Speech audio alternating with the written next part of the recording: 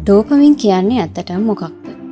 ඔබේ මොළයේ ඇතුලේ තියෙන එක රසායනික ද්‍රව්‍යයක් ඔබ උදේ ඇඳින් නැගිටවන්නත්, වැඩක් පටන් ගන්නත්, ෆෝන් එක තව එකපාරක් අතට ගන්නත් හේතුව වෙන්න පුළුවන් කියලා කිව්වොත් ගොඩක් අය ඩෝපමින් කියන්නේ සතුටේ හෝමෝනය කියලා හිතනවා.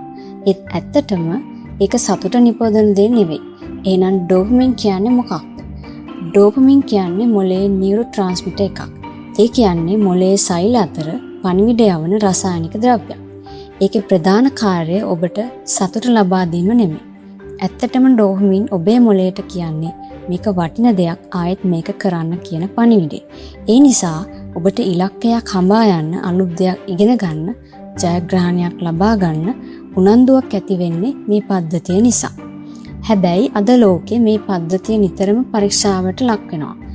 Social media notification, short videos, games, junk food මේ හැම දෙයක්ම ඉතා ඉක්මනින් ඩෝපමින් පද්ධතිය උත්තේජනය කරනවා.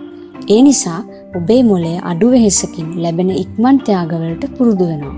එතකොට පොතක් කියවීම, වැඩක් අවසන් කිරීම, අලුත් කුසලතාවයක් ඉගෙන ගැනීම වගේ දේවල් හදිසියෙම නිරස වගේ දැනෙන්න පටන් ගන්නවා. ප්‍රශ්නය ඩෝපමින් නෙමෙයි. ප්‍රශ්නය තමයි අපි මේ පද්ධතිය භාවිතා කරන විදිහ. ඉතින් ඔබේ ඩෝපමින් පද්ධතිය සෞඛ්‍ය සම්පන්නව තියාගන්න පුළුවන් කොහොමද? දවසේ ටික වෙලාවක් ෆෝන් එකෙන් ඈත් වෙන්න. හොඳ නිින්දක් ලබා ගන්න. නිතිපතා ව්‍යායාම කරන්න. දිගු කාලීන ඉලක්ක පොඩි පියවර වලට බෙදාගෙන සම්පූර්ණ කරන්න. ඒ වගේම ඉක්මන් විනෝදාස්වාදයට වඩා සැබෑ ප්‍රගතියෙන් ලැබෙන තෘප්තිය අගය කරන්න. එතකොට ඔබේ මොළය ආයෙත් වටිනා දේවල් වෙනුවෙන් වැඩ කරන්න පුරුදු වෙනවා. ඊළඟ පාර ඔබ ෆෝන් එක අතට ගන්න හෝ වැදගත් වැඩක් කල් දමන්න හිතන වෙලාවට මේ තීරණය ගන්න මමද නැත්නම් මගේ ඩෝපමින් පද්ධතියද කියලා ඔබෙන්ම අහලා බලන්න. ඒක ප්‍රශ්නය ඔබේ දෛනික පුරුදු වෙනස් කරන්න පටන් ගන්න පුළුවන්. මේ වගේ මොළය, මනෝවිද්‍යාව, සෞඛ්‍ය සහ විද්‍යාව ගැන සරලව තේරුම් ගන්න කැමති නම් අපේ channel එක subscribe කරන්න.